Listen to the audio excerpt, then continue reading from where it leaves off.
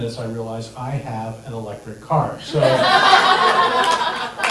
not easy to be a liberal in Portland. All right. And then Yufei sent me an email that said, here's some porn, so I felt better. And then Bill emailed me, told me about his mother, and I felt much better too. And you're going to feel great as the show goes on because all of our comics are just terrific. And I really had a wonderful time with our next performer in class. She has a comedy background on stage. She is so good, so funny, so polished. Please welcome Cathryn Cushing, ladies and gentlemen. Cathryn Cushing.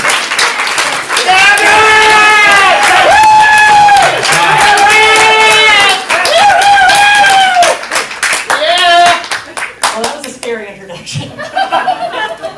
Really good. Yeah, so I'm a lesbian. Thought you might want to know. You know, it used to be cool to be a lesbian. Now, it's hopelessly uncool. Now it's just frumpy. You know? And on top of that, I barely even qualify because I have never, ever owned a Subaru Outback. I do have a partner of almost 29 years. Wife, now that us frumpy lesbians can get married. Yeah. But you know that word, wife. I've never liked that word. You know, wife implies husband. Husband implies husbandry. Defined as care, cultivation, and breeding of crops and livestock. Yeah, don't like it. So, my spouse and I raised 3 kids from middle school on. Yeah. Well, one of them is also sitting back there. I won't forget this. Yeah, no, that was great. Raised 3 kids from middle school on, and that is correct. I came out to my children and moved in with my lesbian lover just as they hit puberty. Really excellent timing on my part. Yeah. But, you know, we moped through. Turned out okay. I have grandchildren now, which is great. Oh, man. There's nothing like watching your children parent. Really? My grandson was about 3 days old, and my daughter was cradling him in her arms. She looked up at me, and she goes, "Oh, Mom, I am so sorry for everything I did." Oh, sweet. That was sweet. Yeah, it's wonderful. But being a parent these days, I don't know. I really don't know how they do it. I mean, you know, back in the day, parents would open the door after breakfast, shoo the kids out, say, "Be home in time for dinner." I didn't even have to be home until the streetlights came on. Exactly. My spouse's mom, she raised 7 kids on her own. Everyone says, "Oh, that woman must have been a saint. How did she do it?" Well, I know how she did it. She opened the door and booted them out. It's a lot easier to raise kids when you don't know where they are for 10 hours a day. But now, parents know everything that's going on with their kids. Every single minute of every single day. Every poop, every pee, every burp, every gurgle, everything. They might as well have those baby monitors strapped to their foreheads. It's called over-functioning, and it is exhausting. You know, just watching my kids parent requires a bacon maple donut and a nap after. Yeah. You know, have you ever heard, do you remember that case, a guy named Brian Laundrie? Yeah, his terrible case, sad case. He murdered his girlfriend. Then he disappeared. Then he turned back up dead. Oh, horrible. In his backpack was a letter labeled "Burn After Reading," written by, his mom, in which she says, "Honey, I love you. If you need help, I'll be there with garbage bags and a shovel." Over-functioning. Really. I mean, when the kids are little, over-functioning is the right thing to do. You know, I mean, you make their meals, you clean up their shit, you complete an occasional science project or essay. You know, that's okay. That's the right thing to do. But then they grow up. And, you know, those habits are hard to change.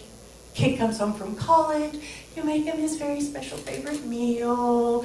You know, your daughter comes home, you do her laundry, you fold it.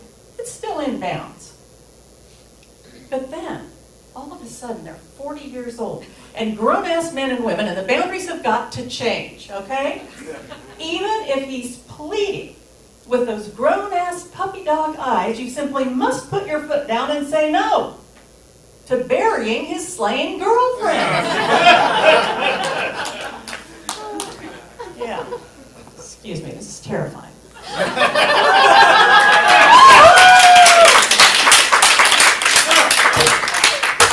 It requires water, and I swear if I see that thing, I'm Yeah, no, well now you know I'm a grandmother, right? So I know what you're thinking. Everybody's thinking it. Another old lady up here, getting ready with the old lady sexy jokes.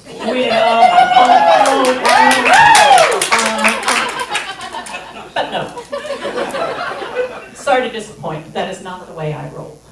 Anyway, that whole thing starts to wind down at about age 50, right?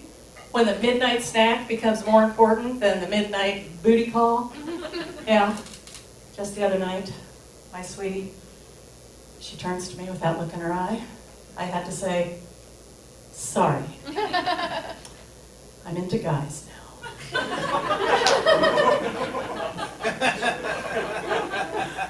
Ben and Jerry. And a creamy, luscious bowl of chunky monkey. Yeah. But you know, whenever you see an older woman on TV or in the movies now, it's like they always ramp up the sexuality thing, you know? And they always do it by pretending the oldsters are wanted bad, you know? Yeah, even that sweet show, Grace and Frankie, the two older women, they're business women, yeah, inventors. They invented a toilet that lifts you up off the seat, you know, boom, like those Barco loungers that catapult you in front of the refrigerator. Yeah, boom. Yeah, well anyway, the powers that be decided that these two 70-something older women needed to take lovers. Well, let me tell you, if a woman is in the powder room, struggling to get off the toilet, she isn't feeling sexy. She just isn't. Yeah. But us old folks, we are having a moment, aren't we? I mean, we're everywhere. Look at the commercials. You know, we're sailing on those river cruises, down all the rivers in Europe. We're eating lots of fruits and vegetables. We're playing pickleball. That one's even true. I'm even playing pickleball. Yeah. Mm-hmm. We're dominating politics. You know, there's a battle royale coming up between Grandpa Joe and crazy great Uncle Donald. They're going to be going at it tooth and nail. Or maybe I should say denture and nail?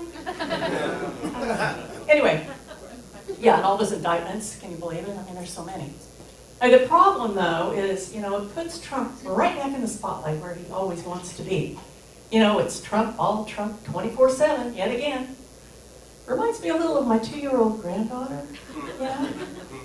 Nana, Nana, Nana, Nana, Nana, Nana, Nana. You know, I think about it, a lot of his behavior reminds me of my 2-year-old granddaughter.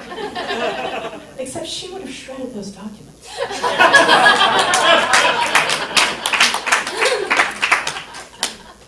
Yeah. But on a brighter note, I just got new headshots. Yeah. First time in about 35 years. You know, they're not bad. They're okay. You know, I'm going to have no Jane Fonda. And she's looking good. But, you know, they're okay. Am I contemplating a return to the theater, you might ask? No, absolutely not. These are my obit pics.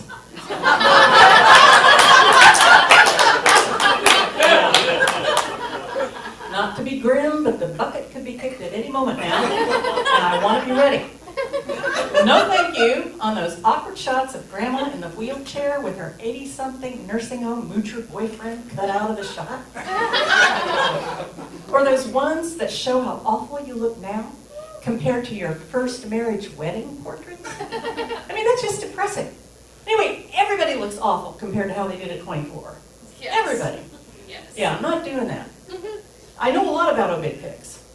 That's because that's what us old folks do in the morning. Yeah. First we open the newspaper, Anybody? Anybody? Newspaper?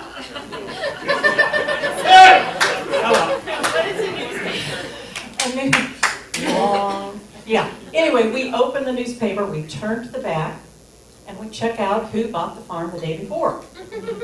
First, we look for people we know, or knew. Then we check for folks who are about our own age. Now, what we really want to know is how did they die? But what we really, really want to know is how likely is it I'm going to transition in the same way? You know, the prostate cancers, no problem. But deaths by half and half and chunky monkey, now that's scary. Yeah, I'm going to be ready. I even have a little box. You know, it's great, this little box to hold my cremains. No, this is true. Yeah, cremains. I love that word too. They're like cremains. It sounds like Bela Lugosi ought to say cremains. Yeah, this little box. Because there are companies out there that will whoosh in wherever you happen to expire, scoop up your lifeless form, cremate it, and then deposit the ashes on your offspring's doorstep. Mm-hmm. Yeah, and they give you this nice red maple box so that you can rest in elegance in your kid's closet while they figure out what to do with it. Yeah, and I'm going to have some instructions on my obituary in case said offspring decide to post one. Yeah, I mean, mostly they're going to need to just buff up my accomplishments a little. I mean, not lie, exactly. But why not use words like superstar, illustrious, distinguished contributor to something. I don't know. Anyway, and they're going to have to mention pickleball, for sure. But most importantly, they're going to have to say, I killed at Stand Up. Thank you.